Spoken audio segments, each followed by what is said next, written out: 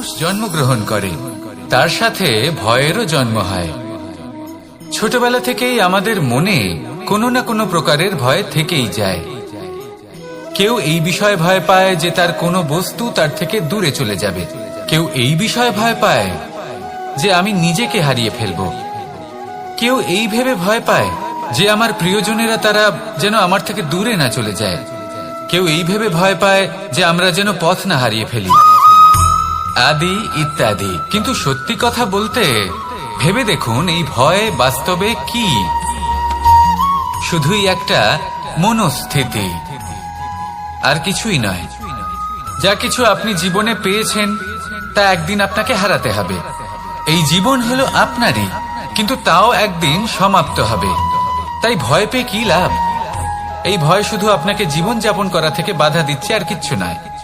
পথ হারিয়ে ফেললেই বুঝতে পারবেন যে নতুন পথ কিভাবে বানাতে হয়। কিছু মানুষকে জীবন থেকে হারালে তবেই আপনি বুঝবেন যে আপনার আপনজনকে।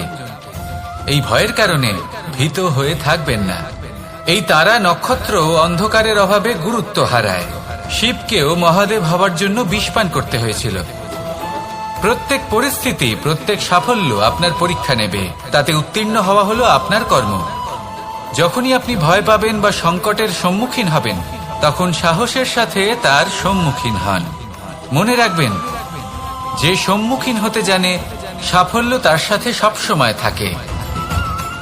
আসুন আর আমার সাথে ভালোবেসে বলুন, রাধা রাধা। সাফল্যের বাস্তব অর্থ কি?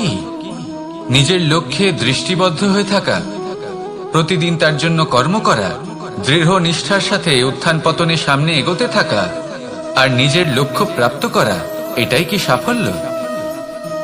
যদি আপনার কোনো বস্তু লাভ করতে হয়, কোনো শক্তি লাভ করতে হয় বা কোনো স্থান লাভ করতে হয়, তাহলে তার জন্য এসব ঠিক আছে, কিন্তু বাস্তবে সাফল্য এটা নয়। আপনার কাছে থাকা কোনো বস্তু, শক্তি বা স্থান আপনি কিভাবে ব্যবহার করবেন তা আপনার উপর নির্ভরশীল। যদি তার সঠিক ব্যবহার আপনাকে করতে হয়, তাহলে উচিত সময় এবং উচিত স্থানে আপনাকে থাকতেই হবে। একে নিয়তিও বলা হয়। এবার ধরুন, এমন কোন গ্রন্থ আছে যা জ্ঞানের দ্বারা ভরপুর, এমন জ্ঞান যার দ্বারা জীবন বদলে দেওয়া সম্ভব। এবার এই গ্রন্থ যদি এমন কোন ব্যক্তির হাতে পৌঁছয় যিনি নিরক্ষর, তিনি কি এই গ্রন্থের সদ্ব্যবহার করতে পারবেন? কখনোই নয়। সেই জ্ঞান দিয়ে নিজের আচরণ পাল্টাতে পারবেন? কখনোই নয়। সেরকমই ধরুন, কোন ব্যক্তি যার কাছে একটা অস্ত্র আছে, যার দ্বারা উনি শত্রুকে শেষ করে দিতে পারেন, কিন্তু সেই ব্যক্তি হলেন একজন কাপুরুষ। তিনি কি শত্রুকে শেষ করতে পারবেন? তিনি কি জয়লাভ করতে পারবেন? কখনোই নয়। আপনার কাছে কি আছে তার থেকেও বেশি গুরুত্বপূর্ণ আপনি তা দিয়ে কি করবেন। উচিত ব্যক্তির সাথে উচিত সময় উচিত স্থানে থাকা বেশি গুরুত্বপূর্ণ। নিজের গুণের সাথে, নিজের শক্তির সাথে, নিজের জ্ঞানের সাথে উচিত সময় উচিত স্থানে অন্যের যন্ত্রণাকে দূর করা, অন্যের জীবনকে আরো সুন্দর করে তোলা, এটাই হলো সাফল্য। তাহলে সাফল্যের বাস্তব অর্থ বুঝুন, অর্থাৎ নিজেকে আরো প্রসন্ন রাখুন। আর আমার সাথে ভালোবেসে বলুন, রাধা রাধা। বুদ্ধি আর বিবেকের পার্থক্য কোথায় তা নিয়ে এই সংসার অনেক কিছুই ভাবে। কিছু মানুষ ভাবেন যে এই দুই হলো একই, কিন্তু যদি সত্যি কথা বলি তাহলে এই দুইয়ের মধ্যে একটা অমূল্য পার্থক্য আছে। আর তা হলো এটা যে বুদ্ধির সম্পর্ক হলো মস্তিষ্কের সাথে, আর বিবেকের সম্পর্ক হলো হৃদয়ের সাথে। যে কোনো বুদ্ধিমান মানুষ কি করেন? নিজের মতন করে এই সংসারকে বদলে ফেলতে চেষ্টা করেন। একজন বিবেকশীল মানুষ কি করেন? নিজের অন্তরকে, নিজের মনকে বদলে ফেলতে চেষ্টা করেন। কারণ মানুষের সংসার এই মনের মধ্যেই বসবাস করে। তাই নিজের বুদ্ধির ব্যবহার অবশ্যই করুন, কিন্তু তাতে বিবেকের লাগামটা অবশ্যই শক্ত হাতে ধরবেন। আসুন আমার সাথে ভালোবেসে বলুন, রাধা রাধা। মানুষের মধ্যে একটা বিচিত্র প্রবৃত্তি থাকে, অন্য সকলের বিষয়ে, তাদের জীবনের বিষয়ে, তাদের ব্যক্তিত্বের বিষয়ে, তাদের ভবিষ্যতের বিষয়ে অনুমান করা। এটা হলো অনুচিত। কারোর অতীতকালকে দেখে লোকে ভবিষ্যৎ বলে দিতে পারেন, বর্তমানকে দেখে ভবিষ্যতের বিষয়ে অনুমান করে ফেলেন। উদাহরণ দিতে হলে বলবো, কোনো দাসকে দেখুন, ওকে দেখে লোকে বলে যে ওর ভবিষ্যৎ সেটাই হতে পারে, অনুমান করে ফেলেন। আর এই রাজাকে দেখুন, উনি তো কত সুখী হবেন, উনি তো জগতের সব থেকে অধিক সুখী মানুষ, কত সুখ সুবিধা আছে ওনার কাছে, ধারণা করে ফেলেন। তবে সত্য তো এটাই যে কারোর ব্যক্তিত্বের বিষয়ে, তাদের ভবিষ্যতের বিষয়ে আপনি পূর্ণ সত্য কখনোই বলতে পারবেন না, শুধু অনুমান করতে পারবেন। আর এই অনুমান করে সত্যি কোনো লাভ হয় না, কারণ এই কাল সেটা হলো অত্যন্ত শক্তিশালী। কালো থেকে কালোতর কয়লাকেও হিরেতে পরিণত করতে পারে, অনেক বড় বড় রাজাকেও বিদূষক বানিয়ে ফেলতে পারে এক মুহূর্তেই। তাহলে আপনি অনুমান করে কি লাভ? কি পেলেন অনুমান করে? সেই জন্য কারোর বিষয়ে কোনো অনুমান করবেন না, তার ভবিষ্যতের বিষয়ে অনুমান করতে যাবেন না, কারোর বিষয়ে কোনো ধারণা করে নেবেন না। কিছু করতে হলে ভালোবাসুন, সবার মধ্যে ভালোবাসা ছড়ান, সবার মধ্যে ধন্যাত্মক ভাব ছড়ান। এই মন প্রসন্ন হয়ে বলবে রাধা রাধা। কথায় আছে সংসারে নাকি সকল রোগের ওষুধ আছে। যদি আপনি নিজের শরীরকে ভালোবাসেন তাহলে ব্যায়াম করুন, যদি নিজের নিঃশ্বাস প্রশ্বাসকে ভালোবাসেন তাহলে প্রাণায়াম করুন, যদি আপনি নিজের আত্মাকে ভালোবাসেন তাহলে ধ্যান করুন। কিন্তু যদি আপনি নিজের জীবনকে, পরমাত্মাকে ভালোবাসেন তাহলে সকলকে ভালোবাসতে থাকুন। এই ভালোবাসা অত্যন্ত গুরুত্বপূর্ণ এবং আবশ্যক। ভালোবাসার থেকে ভালো না কোনো ওষুধ আছে, না আছে কোনো আসন, এর থেকে ভালো না কোনো ব্যায়াম আছে আর না কোনো প্রাণায়াম। এই ভালোবাসা বড় বড় সমস্যারও সমাধান করতে পারে, ভালোবাসা বড় বড় বিপদকে আপনার থেকে দূর করতে পারে। এই ভালোবাসাই আপনাকে জীবনে বাঁচতে শেখায়, কারণ ভালোবাসাই হলো জীবনের আসল সত্য। তাহলে আসুন আর আমার সাথে ভালোবেসে বলুন রাধা রাধা। জীবনে সাফল্য লাভ করতে হলে মানুষকে উচিত পথে চলতে হবে, কিন্তু তার থেকেও বেশি গুরুত্বপূর্ণ হলো এটা বোঝা যে সেই পথে চলতে চলতে কখন আমাদের দাঁড়াতে হবে আর কখন আমাদের চলতে হবে। এই শিক্ষা অত্যন্ত গুরুত্বপূর্ণ। এবার দেখুন, ছোট্ট একটা কথা রয়েছে, ওকে আটকিও না, যেতে দাও। এই বাক্যের অর্থ কি? অর্থ যে কাউকে আটকিও না, যে এগোতে চাইছে তাকে এগোতে দাও, তার পথে বাধা সৃষ্টি করো না। এবার এই ছোট কথাতে এক অনুচিত স্থানে আমি দাঁড়িয়ে পড়ি। আটকাও, যেতে দিও না। এবার এর অর্থ কি হলো? যে এই ব্যক্তিকে আটকাও, তাকে জীবনে এগোতে দিও না, এর পথে বাধা সৃষ্টি করো। এবার এই ছোট কথাতে অনুচিত স্থানে যদি আমি আটকে যাই, তবে ভাবো কত পার্থক্য হলো। এই শিক্ষা কতটা গুরুত্বপূর্ণ সেটা শিখুন, আর এই শিক্ষা আমাদের জীবনে কতটা গুরুত্বপূর্ণ হতে পারে সেইটা বুঝুন। বুঝে যান, শিখে যান জীবনে কখন সামনে এগোতে হবে আর কখন থামতে হবে। মন প্রসন্ন হয়ে বলবে রাধা রাধা। এই সংসারে আমরা প্রকাশ কোথা থেকে পাই? এর উত্তর বড়ই সরল। ভোরে যখন সূর্যোদয় হয় তখন প্রকাশের কিরণ আমাদের ঘরে এসে পৌঁছয়, এইভাবেই আমরা প্রকাশ লাভ করি। এবার এই প্রকাশের আলোতেই আমরা সারাদিনের কাজ সম্পন্ন করি। সন্ধে হয়ে যায়, সূর্যাস্ত হয়ে যায়, আর আমাদের ঘর যাতে অন্ধকার না হয় তার জন্য আমরা একটা প্রদীপ প্রজ্বলিত করি। এটাই ঘটে আমাদের জীবনেও। এবার প্রবাহমান আয়ুর সাথে আমরা আমাদের অন্তরে যদি একটা প্রদীপ প্রজ্বলিত করে নিই, তাহলে বিষয়টাই অন্যরকম হবে। এবার আপনি বলবেন, কোন প্রকাশের কথা বলছি যে আমাদের অন্তরে জাগ্রত করা সম্ভব?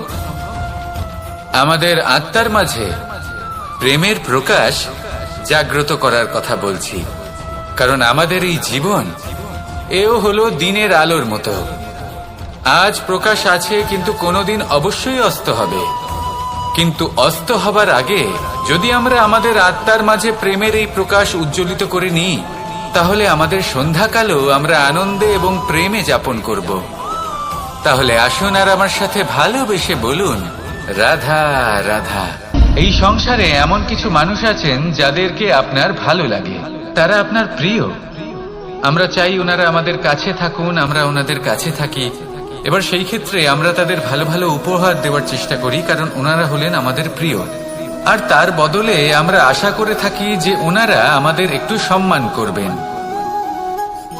এবার এই মানুষজন যারা আমাদের প্রিয়, এদের আমরা একটা উপহার দিই। সোনা দিয়ে থাকি, আভূষণ দিয়ে থাকি, হিরে মুক্ত দিয়ে থাকি। কিন্তু যদি ভেবে দেখি, এই সবকিছুরই একটা মূল্য আছে। ভেবে দেখুন, আপনি কি তাদের এমন কোনো উপহার দিতে পারেন যা কিনা অমূল্য? তা এরকম উপহার কি হতে পারে? ঠিক বলেছেন আপনি, প্রেম। এই প্রেমই হলো অমূল্য, কারণ মন থেকে এর উৎপত্তি হয়। না চেয়ে পাওয়া যায় আর না ছিনিয়ে নেওয়া যায় এই ভালোবাসা। ঠিক এইরকমই হয় এই সম্মান। যদি সম্মান করো তাহলে মন থেকে এবং ভালোবেসে করো, ভয় পেয়ে নয়। মনে রাখবেন, যে মাথা ভয়ের দ্বারা নত হয়, বিরোধিতাও প্রথমে সেই করে থাকে। যে মাথা ভালোবেসে নত হয়, তা আপনার জন্য বলিদানও দিতে পারে। এই সংসারের সব থেকে বড় উপহার, সব থেকে বড় বরদান এই প্রেম এবং সম্মান।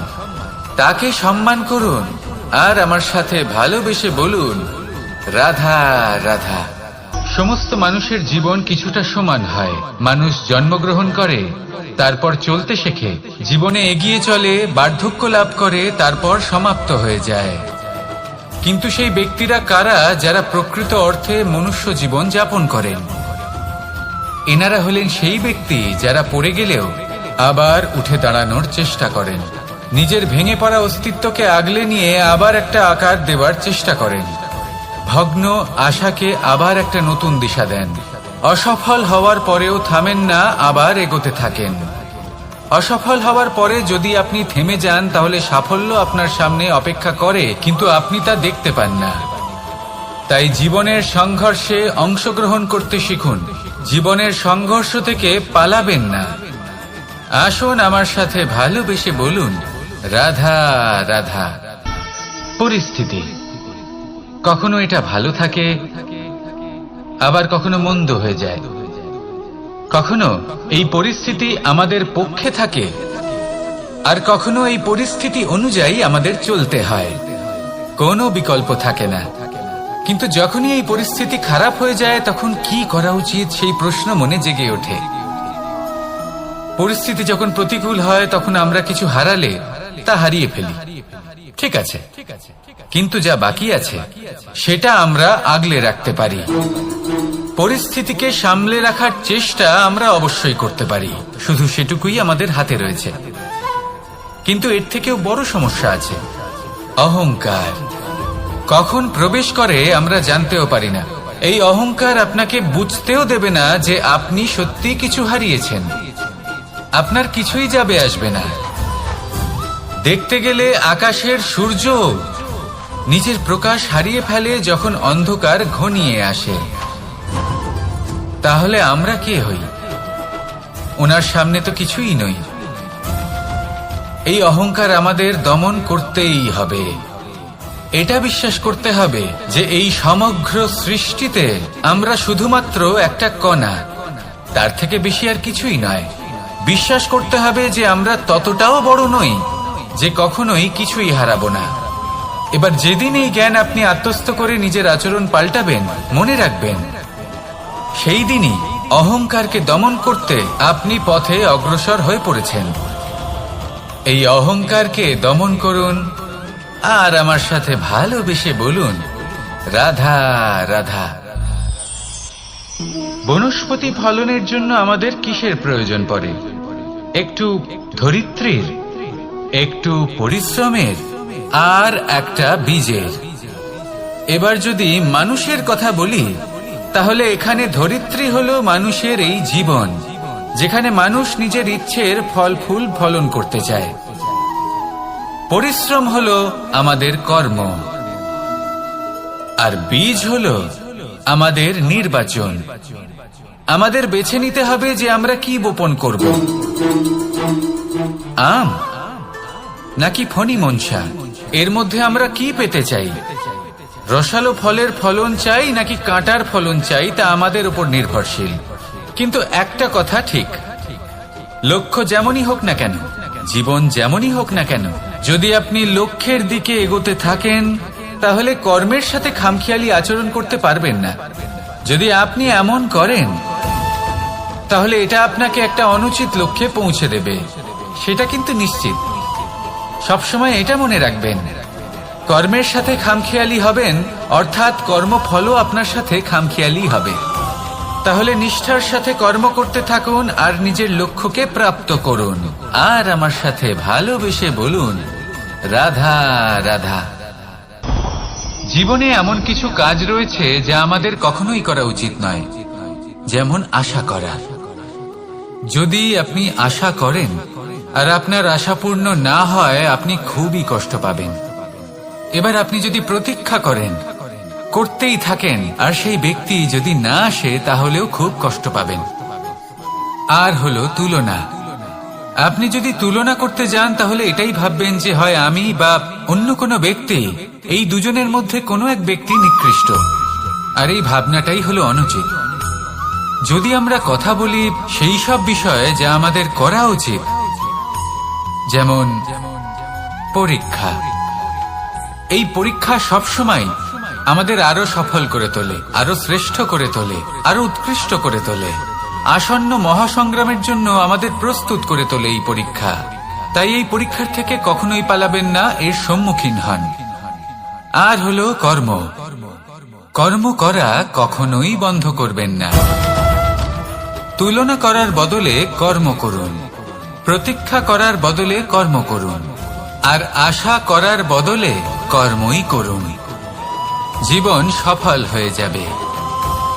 দেখুন, সবার শেষে সত্যি বলতে এই কর্ম আর এই পরীক্ষা, এই দুই আমাদের জীবনকে সুখী করে তুলতে পারে। আসুন আর আমার সাথে ভালোবেসে বলুন, রাধা রাধা। এই জীবন কিভাবে বদলানো সম্ভব? কিছু মানুষ বলেন যে নিরন্তর কাজ করলে, পুরুষার্থ পালন করলে এই জীবন বদলে ফেলা সম্ভব। আজ আমি আপনাকে বোঝাবো যে এক মুহূর্ত, সময় আর সিদ্ধান্ত কতটা গুরুত্বপূর্ণ হয়। এক মুহূর্তই যথেষ্ট। একটা মুহূর্ত এত শক্তিশালী হতে পারে যে তা আপনার সমগ্র জীবন পাল্টে দিতে পারে। এমন এক সময় ছিল শ্রীরামের কাছে, যখন ওনাকে সিদ্ধান্ত নিতে হয় যে উনি নিজের পিতার আদেশ পালন করতে বনবাসে যাবেন নাকি যাবেন না। উনি সেই আদেশ পালন করেছিলেন। তারপর সময় অনুসারে উপযুক্ত সিদ্ধান্ত নিলেন। আর আজ সকলের মনে বসবাস করেন শ্রীরাম। আর অন্যদিকে আছে রাবণ। ওনার কাছে একটা সময় ছিল, একটা সুযোগ ছিল নিজের প্রারব্ধকে শুভ করে তোলার। উনি ভুল করলেন আর মৃত্যু লাভ করলেন।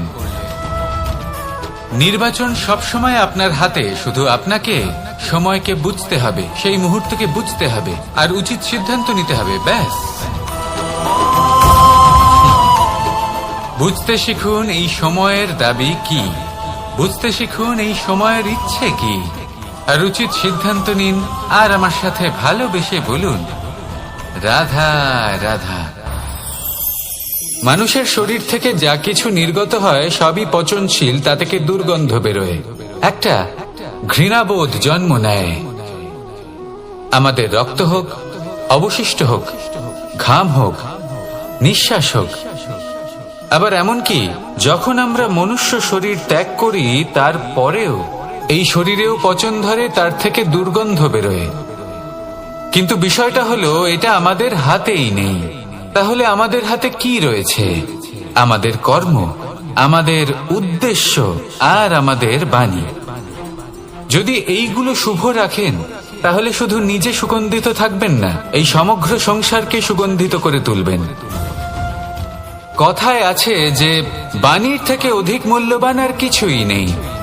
সেই জন্য যে কোনো কথা বলার আগে নিজের শব্দকে নিজের মনের তুলাদণ্ডে মেপে দেখুন, তারপরে তার প্রয়োগ করুন। কখনো কখনো এমনও হতে পারে যে আপনার কথা কারোর জীবনে আশীর্বাদ হয়ে দাঁড়ালো, যার দ্বারা হয়তো সে শক্তি এবং প্রসন্নতা লাভ করলো। আবার এমনও হতে পারে যে আপনার কথা হয়তো কারোর মনে এমন আঘাত দিল, সে সেই আঘাত কোনোদিনও ভুলতে পারল না।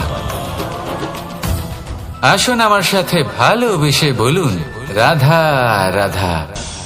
ইচ্ছে এবং চেষ্টা এই দুই মানুষের মধ্যে আছে, কিন্তু এই দুইয়ের মধ্যে সামঞ্জস্য থাকা খুব প্রয়োজন। আপনার যা ইচ্ছে সেটা পূর্ণ করার জন্য চেষ্টার প্রয়োজন তো অবশ্যই।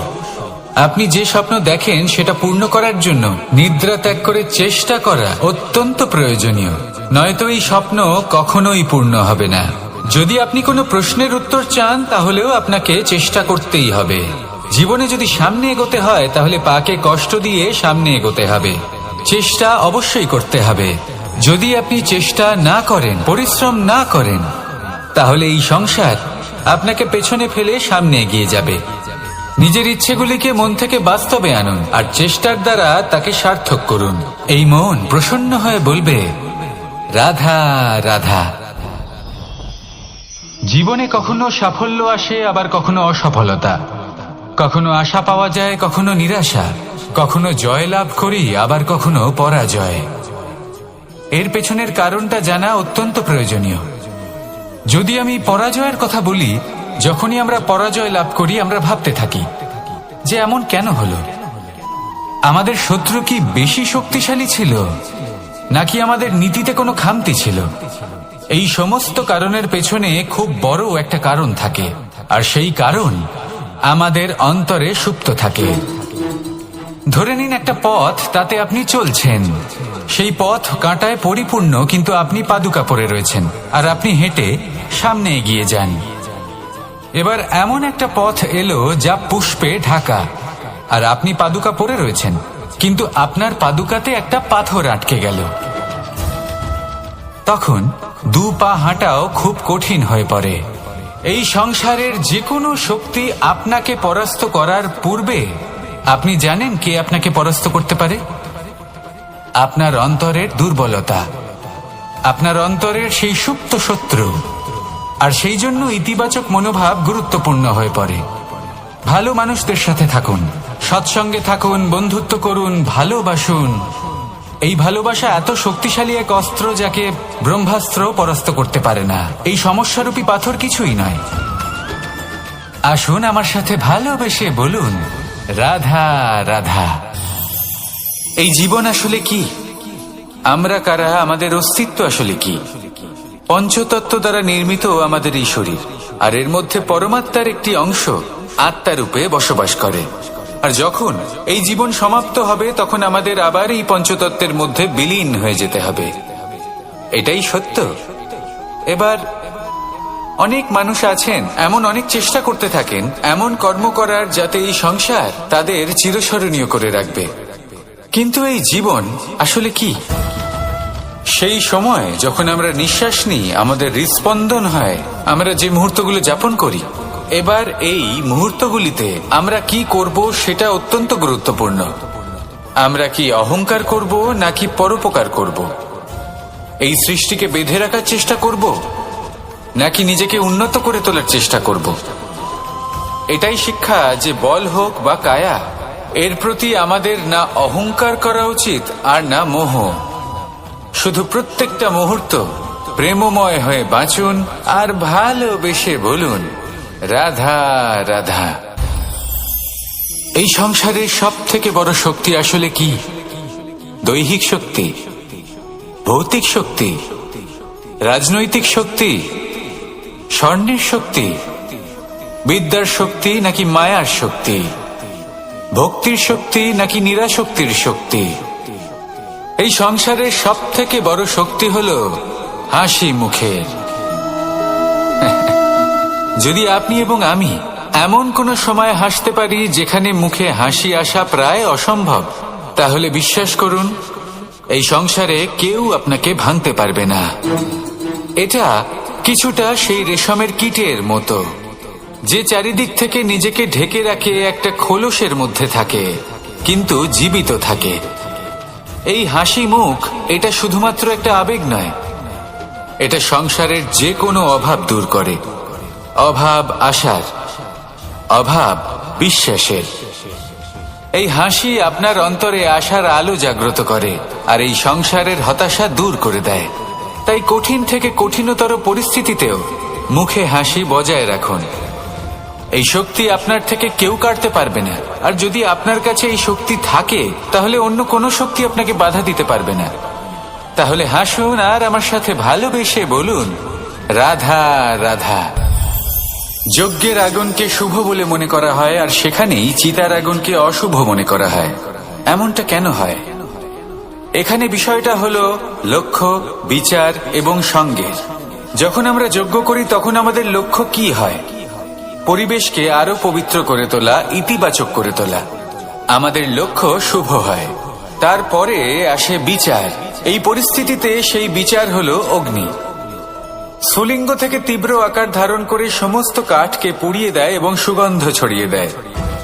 অর্থাৎ যদি আপনার লক্ষ্য শুভ হয় তাহলে তার নিজেই শুভ বিচারধারাকে আমন্ত্রণ জানায়। এই শুভ বিচার তখনই আসবে যখন আপনার সংকল্প শুভ হবে। অন্যদিকে হলো চিতার আগুন। এর লক্ষ্য কি? একটা দেহকে পরধামে পৌঁছে দেওয়া। সবার শেষে সবকিছু আপনার উপরে নির্ভরশীল যে আপনি কোনটা চয়ন করতে চান। আপনার লক্ষ্য যদি শুভ হয় তাহলে আপনার বিচার এবং সঙ্গতি আর তার পরিণাম সবই শুভ হবে। আসুন আর আমার সাথে ভালোবেসে বলুন, রাধা রাধা।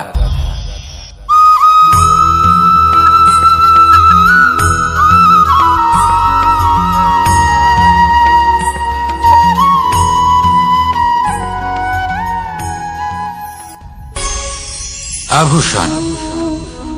কার না ভালো লাগে এই আভূষণ?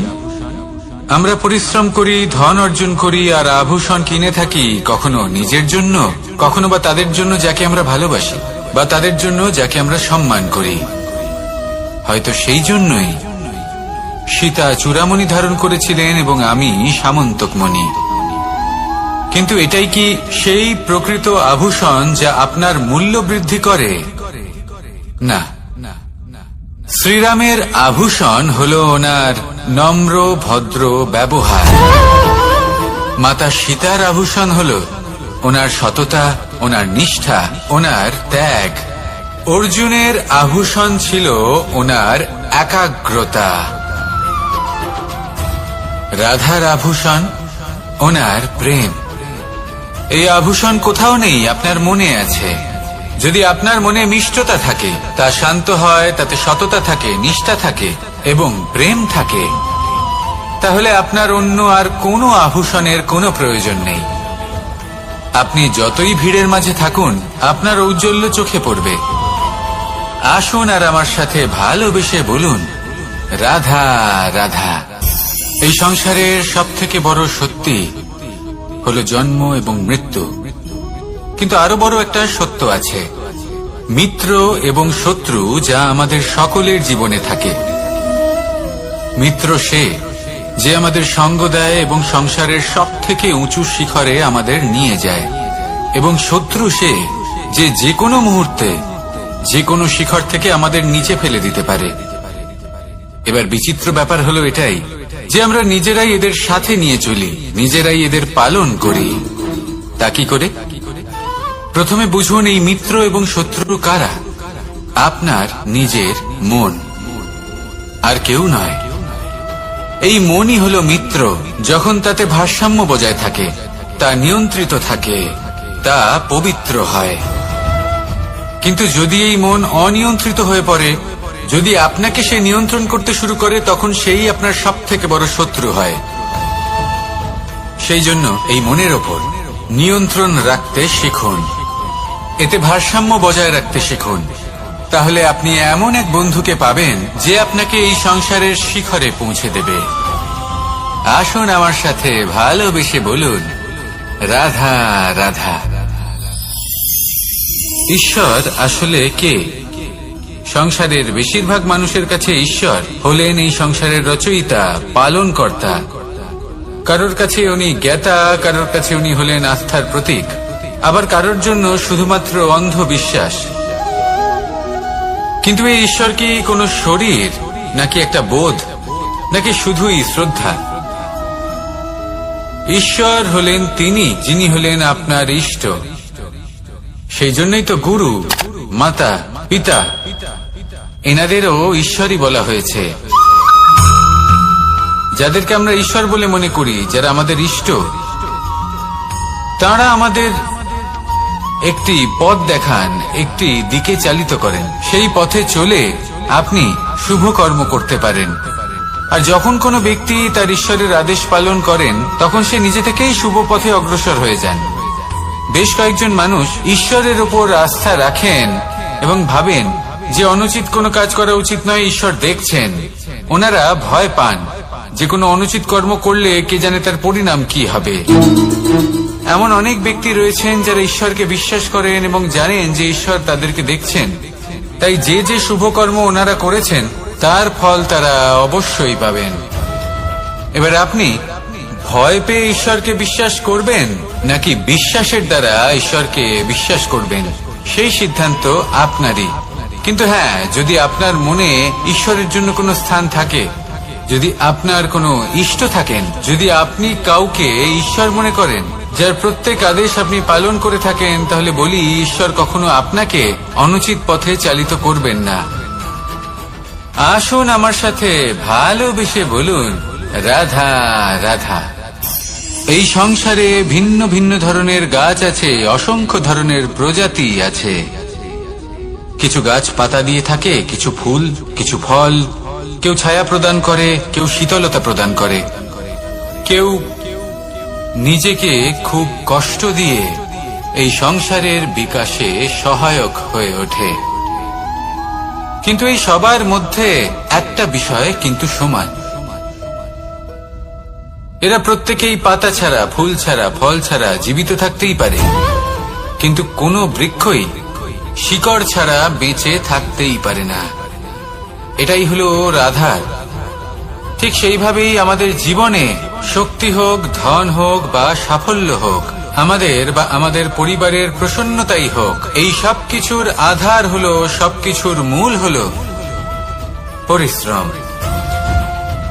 তাই জীবনে চিরকাল পরিশ্রম করতে থাকুন। যদি আপনি জীবনে মহান হবার পথে অগ্রসর হতে চান, তাহলে পরিশ্রম করুন। এই পরিশ্রম দ্বারাই নিজের পরিবারকে প্রসন্ন করুন, নিজের বন্ধুদের প্রসন্ন করুন, এই সমাজকে গর্বিত করুন। আসুন আমার সাথে ভালোবেসে বলুন, রাধা রাধা। এই সংসারের সব থেকে বড় রোগ কোনটা? কেউ বলবে মানসিক রোগ, কেউ বলবে সেই রোগ যা সর্পদংশনের ফলে হয়ে থাকে। এই সংসারে ভিন্ন ভিন্ন ধরনের রোগ আছে এবং তার সাথে ভিন্ন ভিন্ন ধরনের যন্ত্রণাও রয়েছে। এমন একটা রোগ আছে যা চোখে দেখা যায় না, যা আপনার শরীরে কোনো দাগ রেখে যায় না, কিন্তু আপনার আত্মাকে পর্যন্ত ক্ষত বিক্ষত করে, অসুস্থ করে তোলে, বিনাশ করে দেয় আপনাকে এবং তার সাথে আপনার আত্মাকেও। এই অসুখের নাম হল লালসা।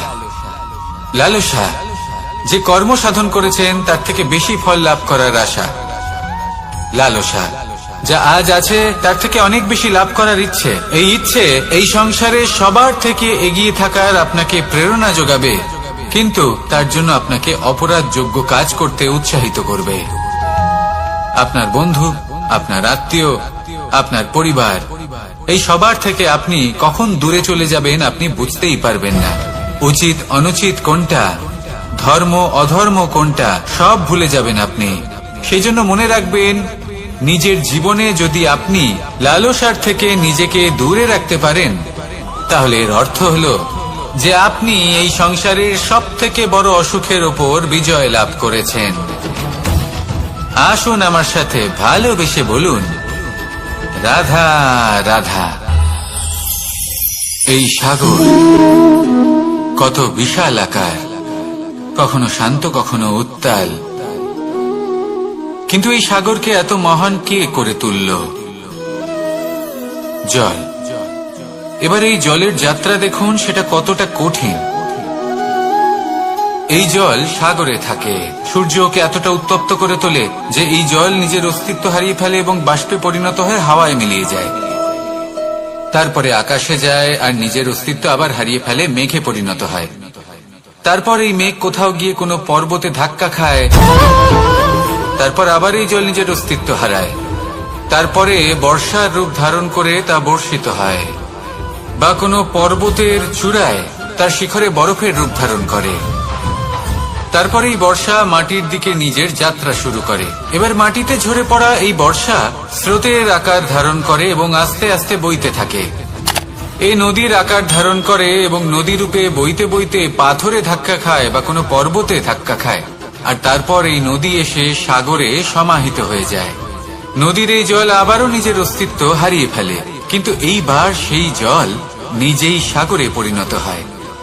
এটা আমাদের সকলের জন্য একটা শিক্ষা যে এই সংসারে জীবন এবং সময়ের হলো এক অনন্ত যাত্রা। এই সংসারে যা কিছু আছে তার সূত্রপাত কোথাও একটা হবেই। সেই জন্য মৃত্যু এবং সমাপ্তির চিন্তা ত্যাগ করে দিন, আর যে সূত্রপাত আপনি লাভ করছেন তার আনন্দ উপভোগ করুন। ভেবে দেখুন আপনি কিভাবে শ্রেষ্ঠ কর্ম করতে পারেন যাতে এই সংসার এবং এই সমাজ এই দুইয়ের মঙ্গল সম্ভব। আসুন আমার সাথে ভালোবেসে বলুন, রাধা রাধা। মাকড়সার জাল দেখতে পাচ্ছেন?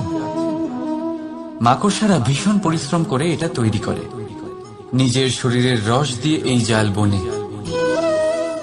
আপনি কি এটার উদ্দেশ্য জানেন? আসলে মাকড়সা এই জালে ছোট কীটপতঙ্গ ধরে তাদেরকে খাদ্যরূপে গ্রহণ করে। কিন্তু আপনি কি এই কথা জানেন যে একদিন মাকড়সা নিজেই নিজের জালে জড়িয়ে মৃত্যুবরণ করে থাকে? বলুন, কি করেন আপনি এই জাল দেখতে পেলে? দেখতে পেলেই মুছে ফেলেন এর অস্তিত্ব, তাই না? তেমনি অন্যদিকে পাখির বাসা। পাখিরাও ভীষণ পরিশ্রম করে এটা তৈরি করে। কিন্তু যদি পাখি একদিন এটা ছেড়ে চলে যায়, তাহলেও লোকে এটা নষ্ট করে দেয় না। কারণটা কি? এর কারণ হলো এর নির্মাণ জীবন সঞ্চারের জন্য করা হয়েছিল, নষ্ট করার জন্য নয়। তাই মনে রাখবেন, জীবনে আপনার পরিশ্রম যতই বেশি হোক না কেন, যদি আপনার লক্ষ্য শুভ না হয়, তাহলে আপনারও বিনাশ নিশ্চিত। তাই সৃজন করতেই থাকুন আর মুগ্ধ হয়ে বলুন, রাধা রাধা।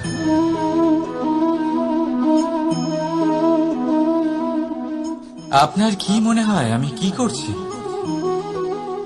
আপনি বলবেন আমি প্রদীপ জ্বালাচ্ছি। সঠিক, কিন্তু প্রশ্ন হচ্ছে যে আমি কি আপনাকে বলেছি যে একে প্রদীপ বলা হয়? না। এই প্রদীপ কি নিজেই নিজের পরিচয় আপনাকে দিয়েছে? না। তাহলে আপনি কি করে জানলেন যে একে প্রদীপ বলা হয়? উত্তর হচ্ছে, করবে যে লোকে আপনাকে প্রদীপ ভেবে ভালোবাসবে নাকি সাপ ভেবে ভীত হয়ে থাকবে। রাধা রাধা। সময় কত বিচিত্র হয়। সময় আমাদের পক্ষে থাকলে আমরা নিজেদের রাজা মনে করে নিই, আর সেই সময় যদি বিপক্ষে চলে যায় তাহলে নিঃস্ব হতে সময় লাগে না।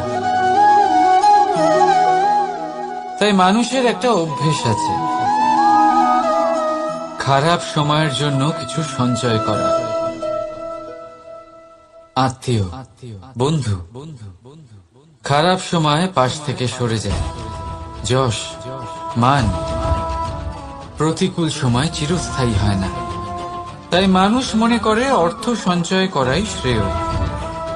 অর্থের কোনো হৃদয় নেই যা সময়ের সাথে পরিবর্তিত হবে। সংসার বলে সর্বদা অর্থ সঞ্চয় করতে থাকুন। খারাপ সময় অবশ্যই কাজে লাগবে, কিন্তু আমি বলবো শুভ কর্ম করতে থাকুন, আনন্দে থাকুন, নিজের ওপর আর ঈশ্বরের ওপরে বিশ্বাস রাখুন। খারাপ সময় কখনো আসবেই না। রাধা রাধা। প্রকৃতি মানুষকে এক বিশেষ শক্তি দিয়েছে, অন্য জীবের থেকে বেশি শক্তি দিয়েছে। স্মরণ শক্তি। এই শক্তি মানুষকে অন্য জীবের থেকে ভিন্ন করে, ইতিহাস রচনা করার প্রেরণা দেয়। জ্ঞানকে বংশানুক্রমে এগিয়েও নিয়ে যায়।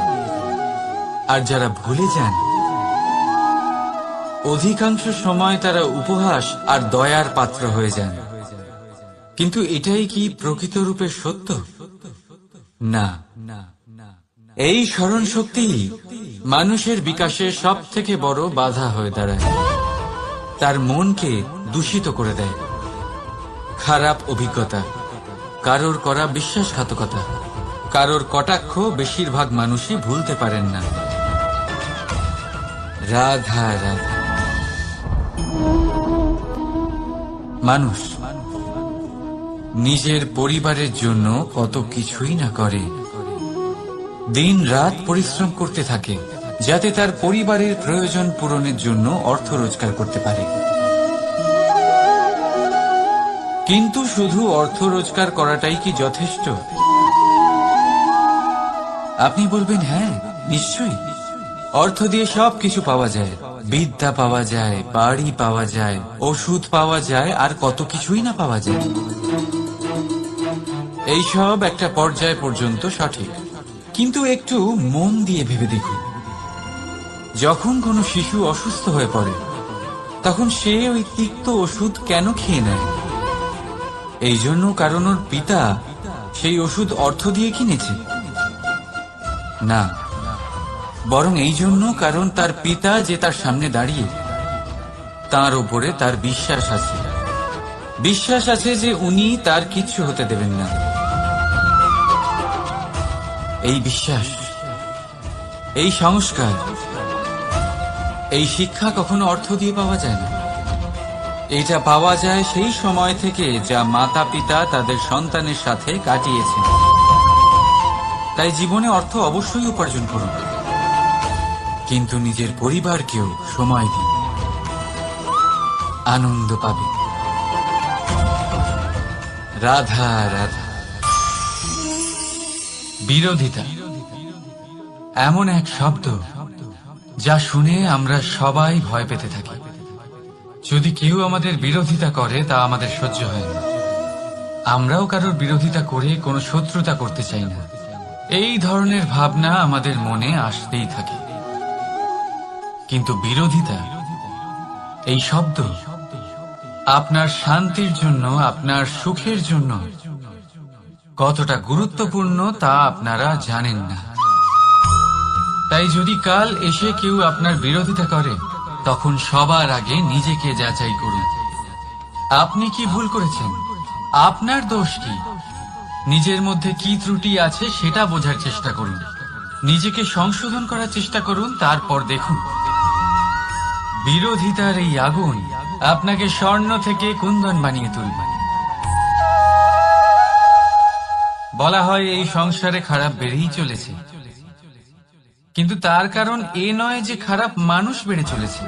তার কারণ হলো যে ভালো মানুষ, যাদের ভালো চিন্তা, ভালো বিচারধারা আছে, তারা খারাপের বিরোধিতা করতে পারে না। যদি আপনার সম্মুখে কোনো খারাপ কর্ম হয়, তাহলে তার বিরোধিতা করতে সংকোচ করবেন না, কারণ বিরোধিতার এই আগুন মন্দকে পিছুপা হতে অবশ্যই বাধ্য করে। রাধা রাধা। জীবনে আপনি এরকম মানুষও দেখবেন যারা এটা বলে, ভাবে, নিজেকেও বলে যে উনি সেই এমন ব্যক্তি যার মতো আমি হতে চাই। ঠিক আছে, কারোর থেকে প্রেরণা নেওয়াটা কোনো ভুল নয়, কিন্তু কখনো কখনো এই প্রেরণা গুরুত্বহীন হয়ে যায় আর আমরা শুরু করে দিই সেই ব্যক্তিকে নকল করতে। এখানেই থেমে যায় আমাদের উন্নতি। এবারে দেখুন, সংসারে শত কোটি রঙের ফুল আছে, কিন্তু তারা কখনো একে অপরকে নকল করে না। সময়কে ব্যবহার করুন নিজের অস্তিত্ব নির্মাণ করার জন্য, কারণ কারোর ছায়া হওয়ার থেকে ভালো আপনি কারোর জন্য প্রেরণা হয়ে উঠুন। রাধা রাধা। আমরা সকলে পাথুরে রাস্তা এড়িয়ে চলি, কারণ এই পথের পাথর আমাদের যাত্রা আরো কঠিন করে তোলে, আমাদের পা আহত করে দেয়। কিন্তু একটা গুরুত্বপূর্ণ কথা আমরা ভুলেই যাই, এই কঠিন পথই না শুধু আমাদেরকে নিজেদের দুর্বলতার সাথে পরিচয় করায়, বরং আমাদের শক্ত হওয়ার প্রেরণাও দিতে থাকে। সময়ের সাথে ঠিক এমনটাই হতে থাকে।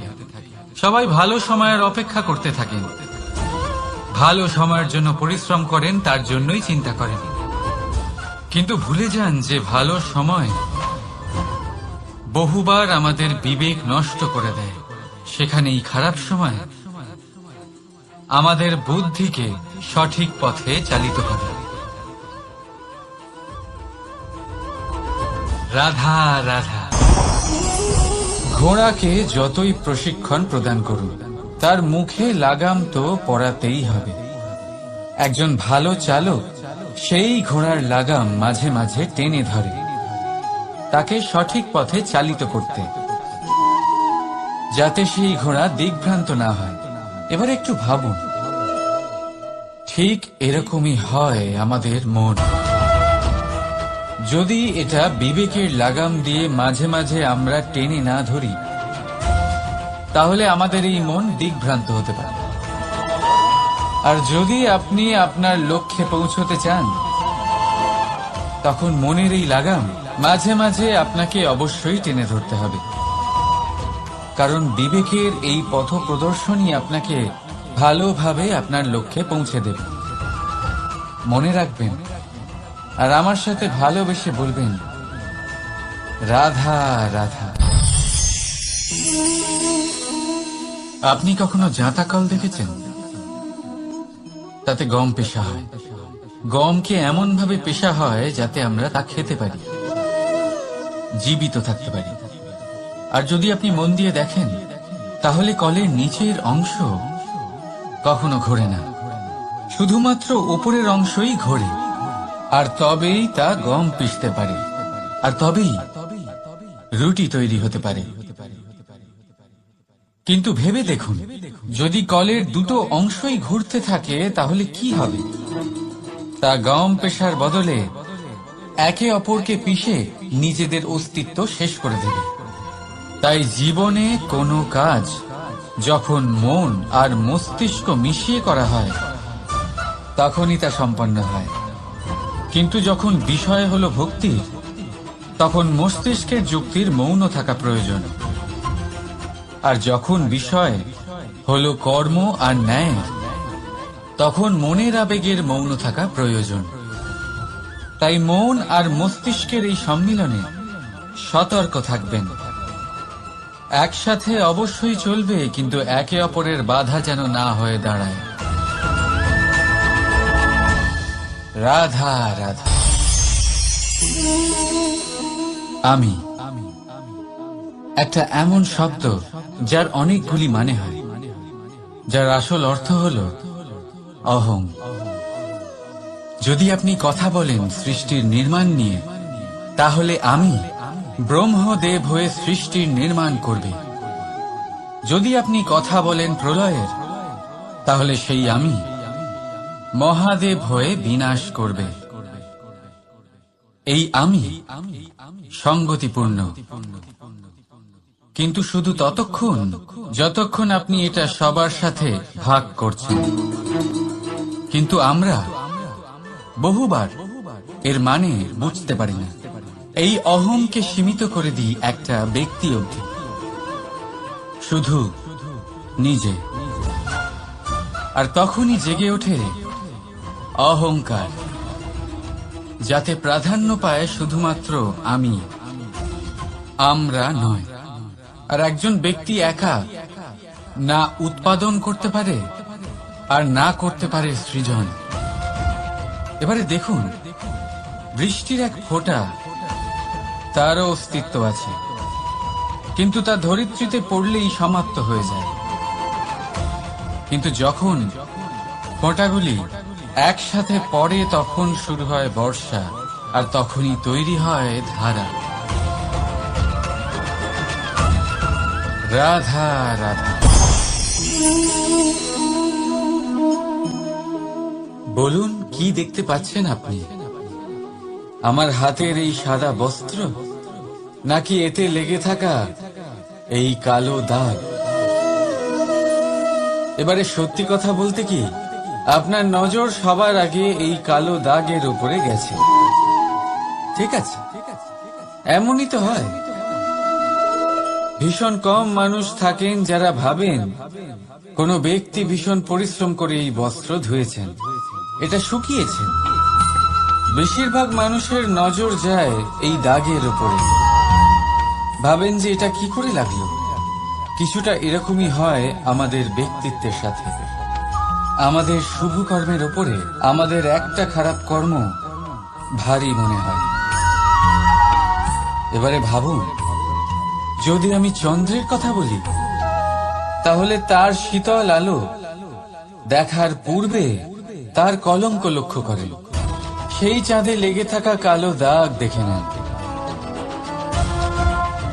সেই জন্যই বিশেষ করে যারা শুধুমাত্র শুভ চিন্তা করেন আর উপকারী কর্ম যারা করেন, তাদের আমি বলবো সাবধানে থাকবেন।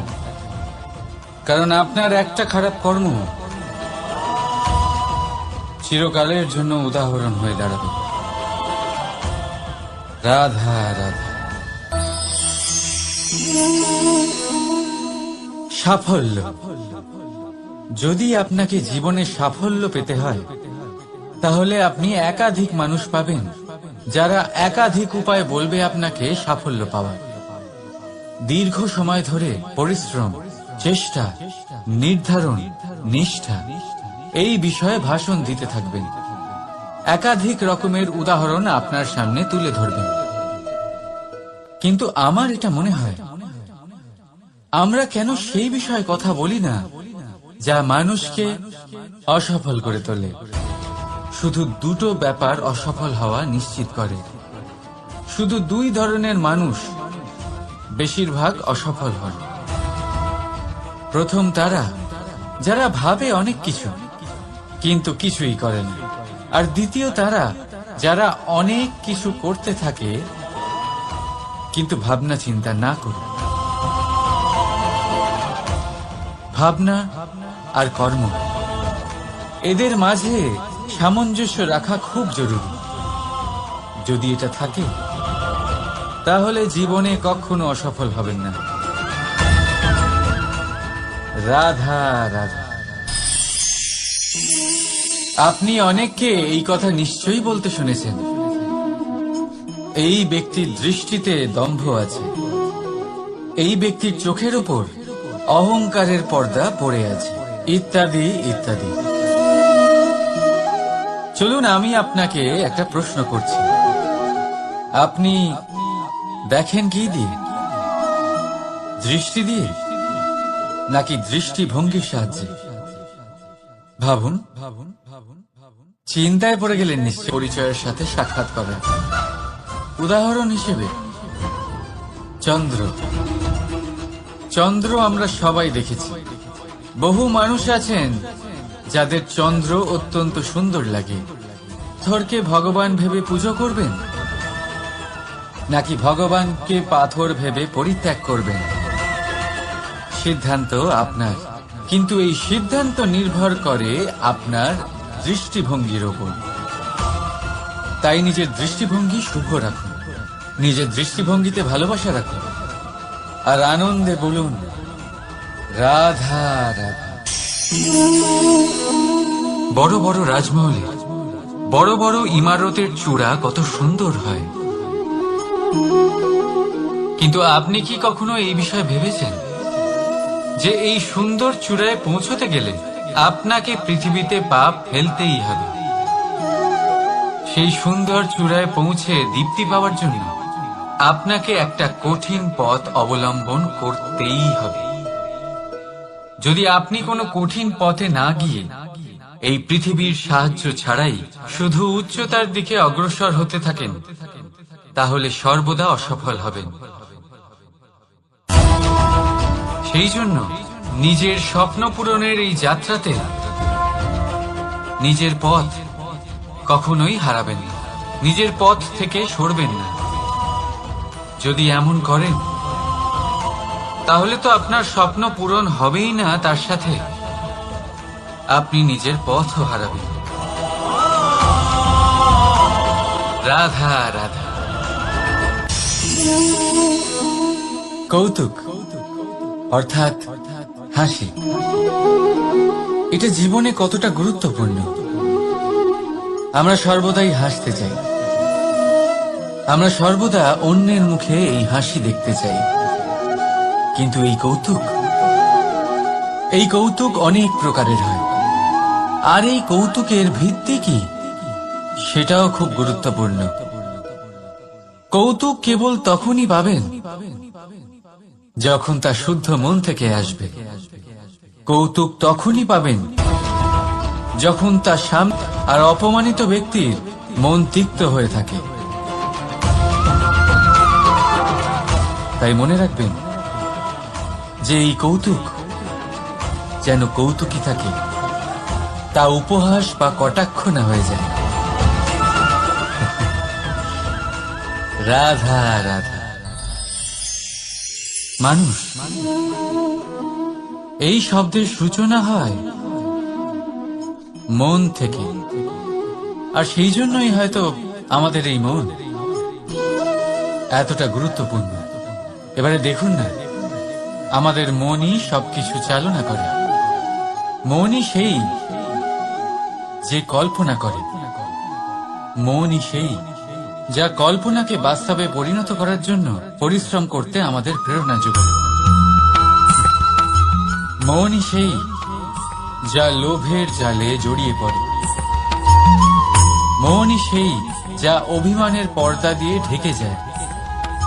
আর এই মনই সেই যা আপনাকে বিনাশের দিকে টেনে নিয়ে যেতে পারে। কিন্তু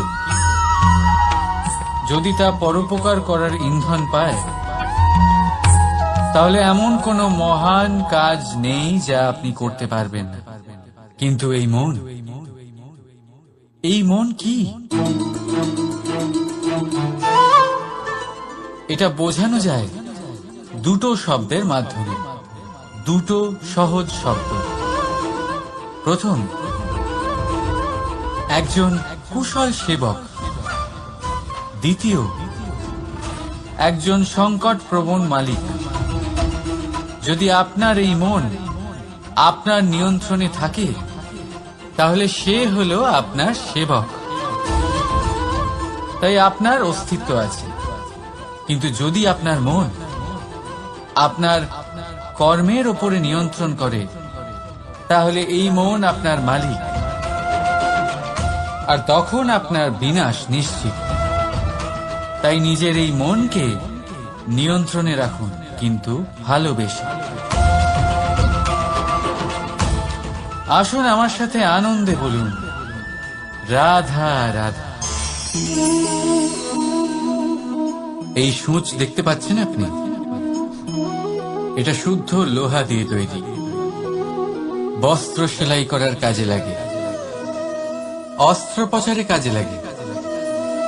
কিন্তু আপনি কি কখনো ভেবে দেখেছেন এই সূঁচ কিভাবে তৈরি হয়?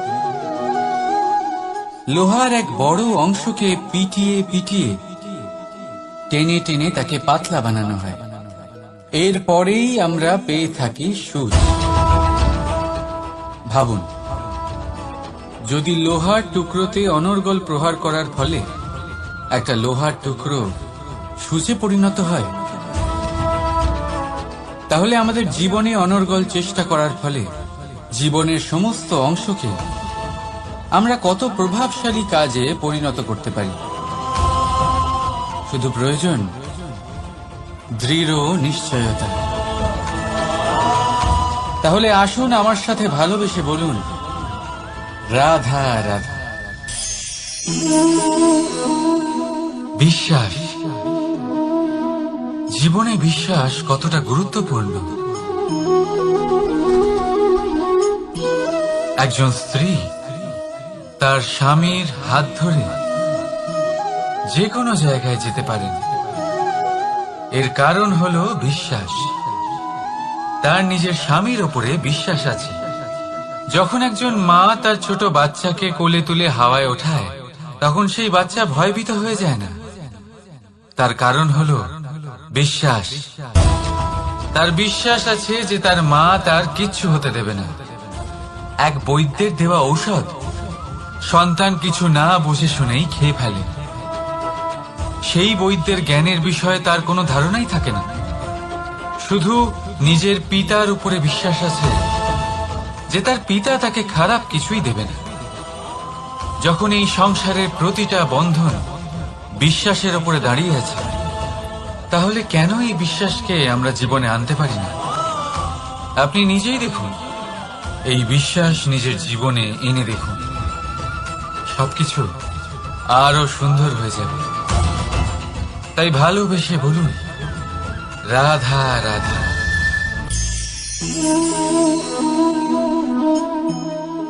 অহংকার,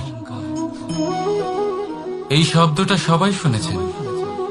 বহু মানুষকে আপনি এটা বলতে শুনেছেন যে ওই ব্যক্তির অহংকার আছে, ওই মানুষটির ক্ষমতার অহংকার আছে, ওই ব্যক্তির নিজের রূপ নিয়ে অহংকার আছে, ওই ব্যক্তির নিজের অর্থের অহংকার আছে, ইত্যাদি ইত্যাদি। কিন্তু এই অহংকার, এর অস্তিত্ব হয় কি করে? এবারে একবার এই হাতটা দেখুন। যদি এই হাতের 5 আঙ্গুল উঠে দাঁড়ায়, আশীর্বাদ। আর যদি এই হাতের 5টা আঙ্গুল একসাথে মুঠো হয়ে যায়, শক্তি। সংকটের বিরুদ্ধে ঢাল। কিন্তু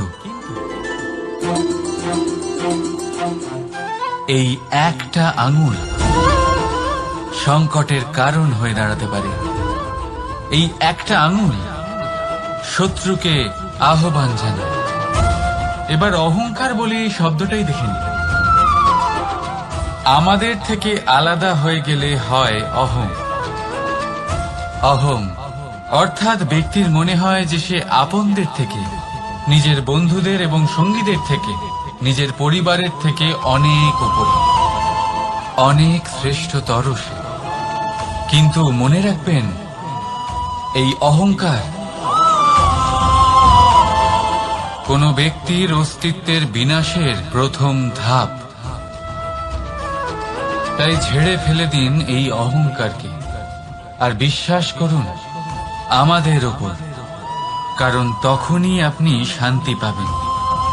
আর সেই শান্তির সাথেই বলে উঠবেন, রাধা রাধা।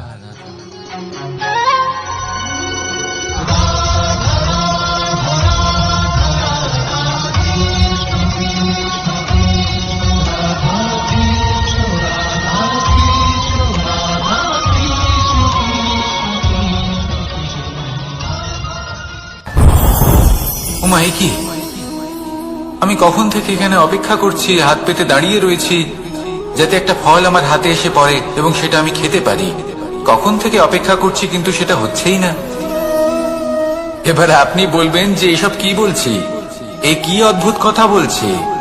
যদি ফল খেতে হয় তাহলে আমাকে বৃক্ষে চড়তে হবে, ফলের কাছে পৌঁছতে হবে, তবেই তো ফল পাবো। এবারে এটা অত্যন্ত সহজ ব্যাপার, কিন্তু এই বিষয়টা আপনি নিজের জীবনের প্রসঙ্গে ভেবে দেখুন।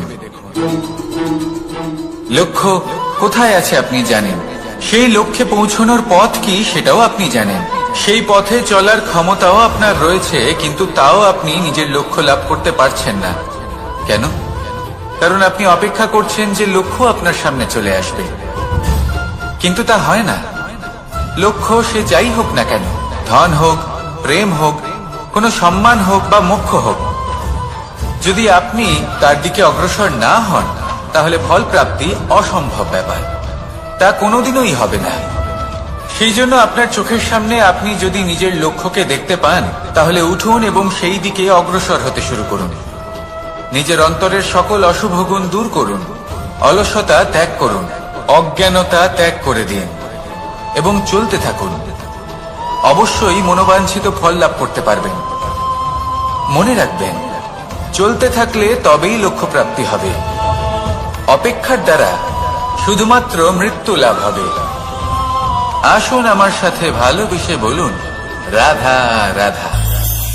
পাখি কখন জন্ম নেয়, কখন উড়তে শেখে, কখন বাসা বানাতে শেখে, কখন নিজের মৃত্যু লাভ করে, এসব আমাদের মধ্যে কেউ জানি না।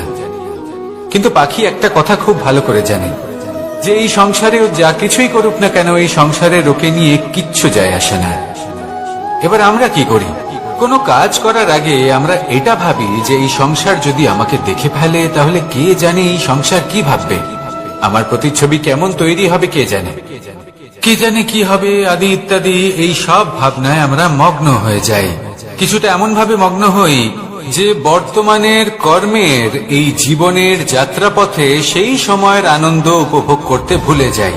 এবার দেখুন একটা পাখি কি করে, ওর কর্ম হলো গান গেয়ে চলা।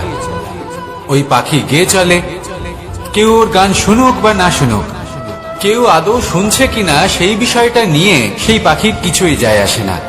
সেই পাখি নিজের কর্ম করতে থাকে। হয়তো সেই জন্যই আপনি কখনো কোনো পাখিকে কাঁদতে দেখবেন না। এরকমই আপনাকে নিজেকে গড়ে তুলতে হবে। প্রথমে নিজেকে জিজ্ঞেস করুন, এই যে কর্ম আমি করতে চলেছি সেটা কি উচিত? যদি আপনার মনে হয় সেটা উচিত, তাহলে সেটা প্রমাণ করুন। এটা ভাববেন না যে এই সংসার কি ভাববে। আসুন আর আমার সাথে ভালোবেসে বলুন, রাধা। বনের মধ্যে যদি আপনি কোনো বিষাক্ত সাপ দেখেন তাহলে কি করবেন? আপনি তখনই তার থেকে দূরে পালাতে চেষ্টা করবেন। আর এটা কেন করবেন? নিজের রক্ষার্থে। এই কথা আমি নয় মেনে নিলাম, কিন্তু নিজের জীবনে এটা করেন না কেন? আপনি যেখানেই যান, যে স্থানেই যান না কেন, প্রত্যেক সময় প্রত্যেক মুহূর্তে এমন বিষাক্ত সাপ আপনি অবশ্যই খুঁজে পাবেন। আর সেই সাপ নয় যাদের আপনি বনে খুঁজে পাবেন, এরা হলো সেই সাপ যা আপনাকে পাপ করতে বাধ্য করবে।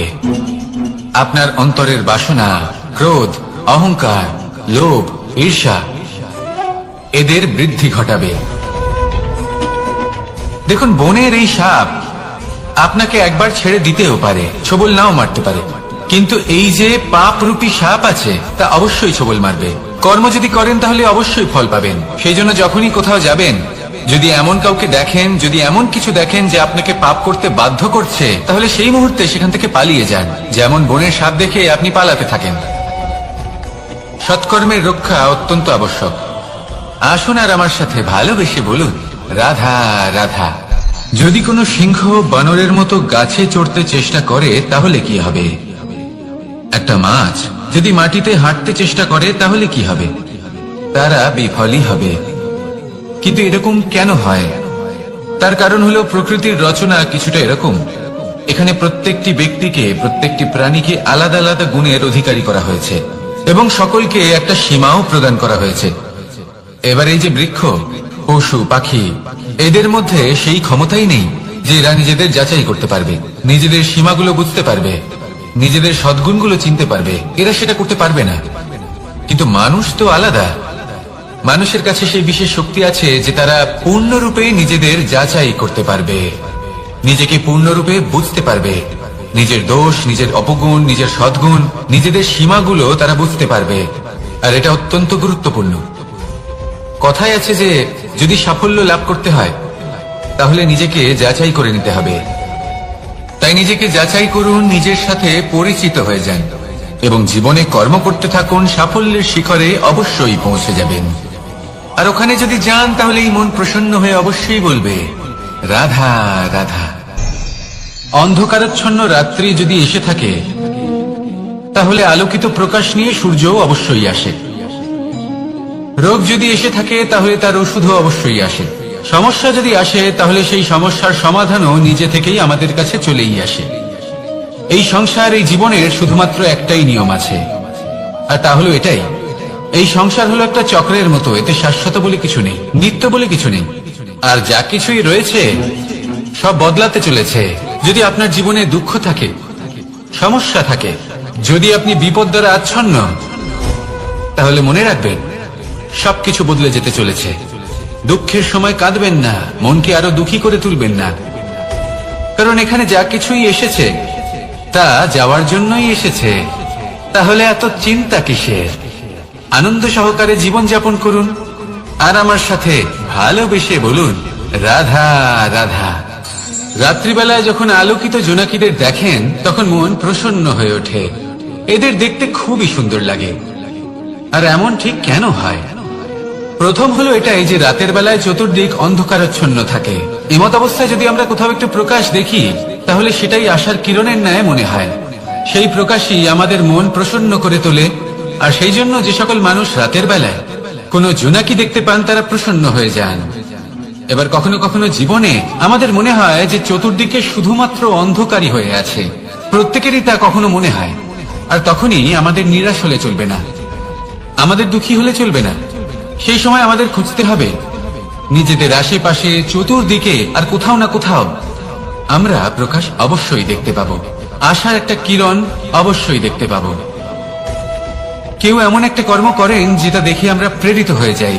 আর এমন কোন কর্ম যদি আপনারা করেন তাহলে সেই কর্ম আপনার মনকে প্রসন্ন ভাব, আনন্দ এবং ভালোবাসা দ্বারা ভরিয়ে তুলবে। আপনার অন্তরে সেই অন্ধকারের অন্ত করবে, দুঃখেরও অন্ত করবে। আর এই মন প্রসন্ন ভাব নিয়ে বলবে, রাধা রাধা। মনুষ্য জীবনের সব থেকে বেশি গুরুত্বপূর্ণ বিষয় হল মনের একাগ্রতা। এই সংসারের যে কটি মহান কার্য সম্পাদন হয়েছে তা হল মনের এই একাগ্রতার একমাত্র ফল। আপনি অবশ্যই দেখে থাকবেন অনেক ছোট বড় নদী যা বয়ে চলে তাদের সামনে একটা বাঁধ নির্মাণ করা হয় সেই সব নদীর জল সঞ্চয় করতে। বাঁধ হয়ে গেলে প্রয়োজন মতো বা মনের ইচ্ছে মতো তাকে ব্যবহার করা সম্ভব। এবার এটাই আমাদের মনের সাথেও সম্ভব। আমাদের মনের একাগ্রতা আজকের দিনে দাঁড়িয়ে বিভিন্ন ধরনের বিকার, ক্রীড়া এবং ভোগের মধ্যে ভাগ হয়ে গেছে। একে একত্রিত করতে হবে, একটা বাঁধ নির্মাণ করতে হবে, কর্মের বাঁধ।